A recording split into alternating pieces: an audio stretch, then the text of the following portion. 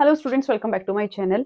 आज की जो वीडियो है उसमें हम स्टार्ट करेंगे बायोलॉजी। और बायोलॉजी का हम बिल्कुल आज बहुत छोटा सा एक स्टार्टिंग वीडियो बनाएंगे। बहुत छोटा सा 5-7 मिनट का हम बेसिक्स जो है वो पढ़ेंगे। उसके बाद नेक्स्ट आपको जो वीडियोस हैं वो पर्टिकुलर टॉपिक्स पर अवेलेबल होती रहेंगी। तो आज हमें सिर्फ बेसिक्स पढ़ना है।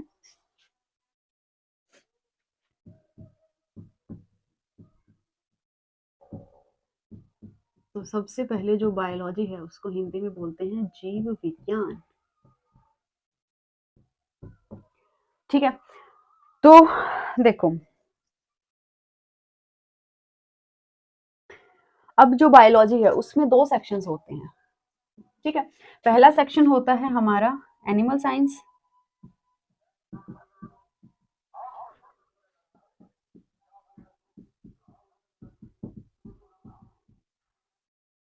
ठीक है, दो सेक्शंस होते हैं, एक होता है एनिमल साइंस और दूसरा होता है प्लांट साइंस। ठीक है, अब एनिमल साइंस जो है उसके जनक कौन है, मतलब उसके फादर कौन है? फादर ऑफ एनिमल साइंस कौन है? अरस्तु।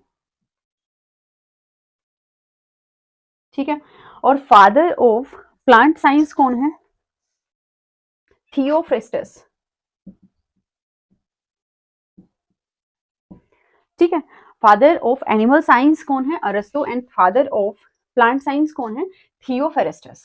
ठीक है, अब उसके बाद हम थोड़ा सा पढ़ेंगे सेल्स और टिश्यूज के बारे में। सेल्स और टिश्यूज, क्योंकि मैंने बोला कि आज हम सिर्फ बेसिक्स पढ़ेंगे, तो हम बेसिक्स के हिसाब से ही छोटी छोटी चीजों को देखेंगे। तो सबसे पहले क्या चीज है कि जो स्टडी ऑफ सेल्स होती है, क्योंकि हम सेल और टिश्यू के बारे में बात कर रहे हैं, तो स्टडी ऑफ सेल्स जो टर्म होती है उसको हम क्या बोलते हैं? ये जो साइंस होती है स्टडी ऑफ सेल्स की, इसको हम इंग्लिश में बोलते हैं साइटोलॉजी। ठीक है, study of cells is called cytology. उसके बाद हमने दूसरी बात करी थी टिश्यू की, तो study of tissues, study of tissues is called histology. दो चीजें क्लियर हो गई, study of cells is called cytology and study of tissues is called histology. उसके बाद हमें एक चीज तो पता है ही कि हमारा जीवन का आधार जो है, हमारे जीवन की सबसे छोटी इकाई, हमारे शरीर की सबसे छोटी इकाई कौन सी है? सेल। सेल को ही हम बोलते हैं। तो फंडामेंटल यूनिट ऑफ लाइफ क्या है? सेल। ठीक है, उसके बाद क्या है? जो नॉन लिविंग सेल्स हैं, ध्यान देना, जो नॉन लिविंग सेल्स हैं उनकी डिस्कवरी किसने की थी? लिविंग ऑर्गेनिजम्स का तो सबको पता है, लेकिन नॉन लिविंग सेल्स की जो डिस्कवरी है वो किसने की थी? रॉबर्ट हुक ने। रॉबर्ट हुक ने की थी। ठीक है, तो जो नॉन लिविंग सेल्स हैं उनकी डिस्कवरी किसने की? रॉबर्ट हुक ने। और कब की? ठीक है, 1665 में जो नॉन लिविंग सेल्स हैं उनकी डिस्कवरी हुई, और वो किसने की? रॉबर्ट हुक ने। अब हमने ये तो पढ़ लिया कि रॉबर्ट हुक ने नॉन लिविंग सेल्स की डिस्कवरी करी थी, लेकिन हमें ये तो नहीं पता चला कि लिविंग सेल्स की डिस्कवरी किसने की थी। ठीक है, तो देखो,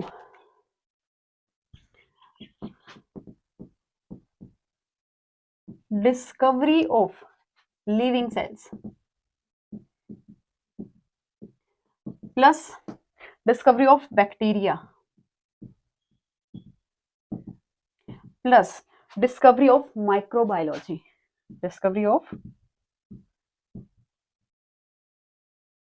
तो ये तीनों डिस्कवरीज किसने की थी?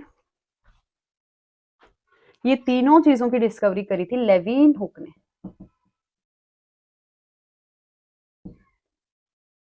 ठीक है, माइक्रोबायोलॉजी, बैक्टीरिया और लिविंग सेल, इन तीनों की डिस्कवरी किसने की थी? Lewin hook.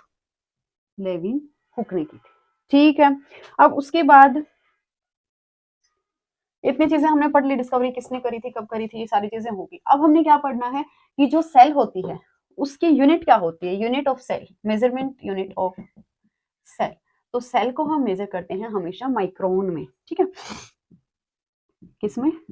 माइक्रोन। और micron, 1 micron is equal to 10⁻⁻⁻6 metre. समझ में आया? ठीक है, and that is equal to 1 divided by 1, और -6 है तो 1 2 3 4 5 6। ठीक है, ये है हमारा सेल का मेजरमेंट यूनिट। अब उसके बाद आता है स्टडी ऑफ सेल। सेल की स्टडी हम कैसे करते हैं, तो हमने जैसे कि यूनिट में पढ़ा कि माइक्रोन में हम इसको मेजर करते हैं। तो जो माइक्रोन पार्टिकल्स होते हैं उनको, उनकी स्टडी हम किस चीज की हेल्प से करते हैं, माइक्रोस्कोप की हेल्प से। ठीक है, तो सेल्स की जो स्टडी है उसको हम किससे करेंगे, माइक्रोस्कोप से। कौन से माइक्रोस्कोप से, इलेक्ट्रॉनिक माइक्रोस्कोप। ठीक है, क्योंकि बहुत ज्यादा स्मॉल क्वांटिटीज है, बहुत ज्यादा स्मॉल जो चीजें होती हैं उनको हम नॉर्मल माइक्रोस्कोप से इजीली हम नहीं देख पाते, तो इसलिए हम किसका यूज करते हैं, इलेक्ट्रॉनिक माइक्रोस्कोप का। इतनी चीज क्लियर होगी। अब उसके बाद सबसे छोटी जो सेल है, द स्मॉलेस्ट सेल कौन सी है,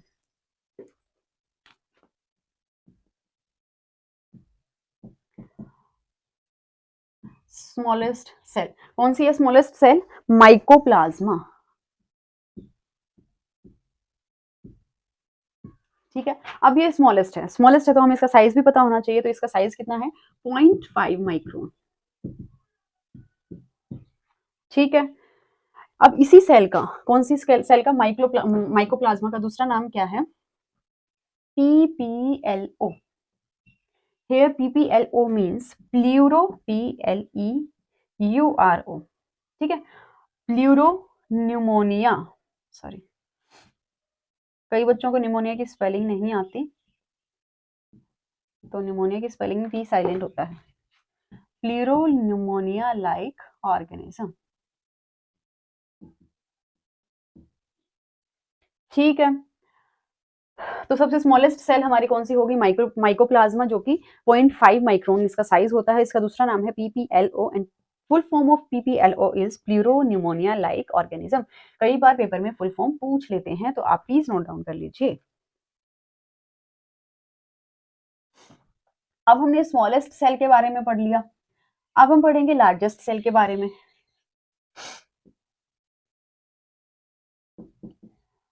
तो लार्जेस्ट सेल हमारी कौन सी होती है, जो ऑस्ट्रिच का एग होता है, शतुरमुर्ग होते हैं ना, उनका जो अंडा होता है दैट इज लार्जेस्ट सेल, और वो कितना होता है, 15 to 16 सेंटीमीटर। ठीक है, देखो कहाँ पे 0.5 माइक्रोन और कहाँ पर 15 to 16 सेंटीमीटर। ठीक है, और इसकी विड्थ कितनी होती है, 13 to 14 सेंटीमीटर, ये इसकी होती है विड्थ। मतलब इस तरीके में अगर हम ओवल शेप में देखते हैं तो दैट इज 15 to 16 सेंटीमीटर, और उसकी जो ऐसे करके विड्थ होती है दैट इज 13 to 14 सेंटीमीटर। समझ में आया। उसके बाद जो ह्यूमन बीइंग्स होते हैं उनके अंदर जो सबसे लंबी सेल होती है, largest cell in human beings, तो ह्यूमन बीइंग्स में लार्जेस्ट सेल कौन सी होती है, वो होता है न्यूरॉन। देखो दो चीजें होती हैं ह्यूमन बॉडी में, एक होते हैं न्यूरॉन्स, एक होते हैं नेफ्रॉन्स। इनमें कंफ्यूज मत होना। न्यूरॉन्स मतलब जो आपके माइंड से रिलेट करते हैं, जो आपकी नर्व सेल्स होती हैं दैट आर कॉल्ड न्यूरॉन्स, और नेफ्रॉन होते हैं जो कि आपकी किडनी में एज अ फिल्टर काम करते हैं, उनको हम नेफ्रॉन बोलते हैं। तो न्यूरॉन्स हमारे क्या होते हैं, ह्यूमन बींग्स की सबसे लार्जेस्ट सेल होती है। ठीक है, कितनी इसकी लेंथ होती है, तो इसकी लेंथ होती है 1 मीटर। ठीक है, उसके बाद सबसे छोटी सेल कौन सी होती है, लार्जेस्ट हो गया ये।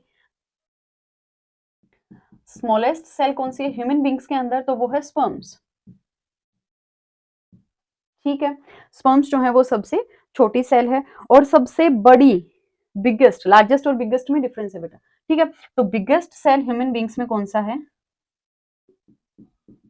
बिगेस्ट में आता है आपका ओवियम, जो अंडाणु होते हैं फीमेल्स के अंदर, उन वो हमारी क्या होती है, बिगेस्ट सेल होती है। किसके अंदर, ह्यूमन बींग्स के अंदर। इतनी चीज समझ में आई। ठीक है, बिगेस्ट का मतलब हम यहाँ पर वाया डायमीटर ले रहे हैं, लार्जेस्ट में हम क्या लेते हैं, वाया लेंथ। ठीक है,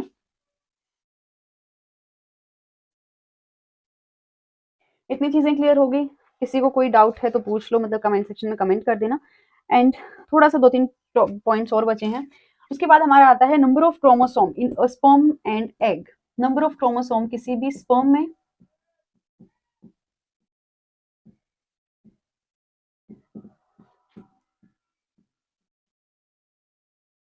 देखो किसी भी स्पर्म के अंदर या एग के अंदर जो नंबर ऑफ क्रोमोसोम्स होंगे वो कितने होंगे, 23। ठीक है, लेकिन किसी भी सोमेटिक के अंदर, किसी कोशिका के अंदर, ठीक है। नंबर ऑफ जो क्रोमोसोम्स हैं वो कितने होंगे, 46 इन अ सोमेटिक। समझ में आया, ठीक है। अब जो हाफ नंबर ऑफ क्रोमोसोम होता है, हाफ नंबर ऑफ क्रोमोसोम मतलब 46 का हाफ कितना हो गया, 23। तो हाफ नंबर ऑफ क्रोमोसोम जो होता है उसको हम क्या बोलते हैं, हैप्लॉइड। हैप्लॉइड। और जो फुल नंबर ऑफ क्रोमोसोम होता है या कंप्लीट नंबर ऑफ क्रोमोसोम होता है उसको हम क्या बोलते हैं, डाइप्लॉइड। समझ में आया। अब अगर आपसे यूं पूछ लें, अगर आपको पेपर में क्वेश्चन दे दें कि हैप्लॉइड का एक एग्जांपल दो, तो हैप्लॉइड का एग्जांपल क्या हो गया, स्पर्म सेल्स या फिर एग सेल्स, ठीक है। और अगर आपसे पूछे कि डाइप्लॉइड का कोई एग्जांपल दो, तो उसके लिए आप क्या बोलोगे, सोमैटिक, ठीक है। तो ये थी कुछ बेसिक चीजें जो कि आपको पता होनी चाहिए बायोलॉजी स्टार्ट करने से पहले। एंड इसके बाद और भी बहुत सारी बेसिक्स बचे हुए हैं हमारे, जैसे एनिमल सेल और प्लांट सेल के बारे में हमने अभी पढ़ना है, उनके अंदर क्या क्या चीजें होती हैं, क्या क्या मेन पार्ट्स होते हैं उनके, वो हम करेंगे नेक्स्ट वीडियो में। तो तब तक के लिए आप ये जो स्मॉल टर्म्स हैं इनको आप अच्छे से लर्न कर लीजिए एंड इनको अपने माइंड में बिल्कुल ऐसे बिठा लीजिए कि हाँ ये चीजें हैं, उसके बाद हम नेक्स्ट स्टार्ट करेंगे। तो आज की वीडियो के लिए इतना ही, मिलते हैं आपसे अगली नई वीडियो में नए कंटेंट के साथ। तब तक के लिए आप लोग अच्छे से तैयारी करते रहिए, पढ़ते रहिए। All the best.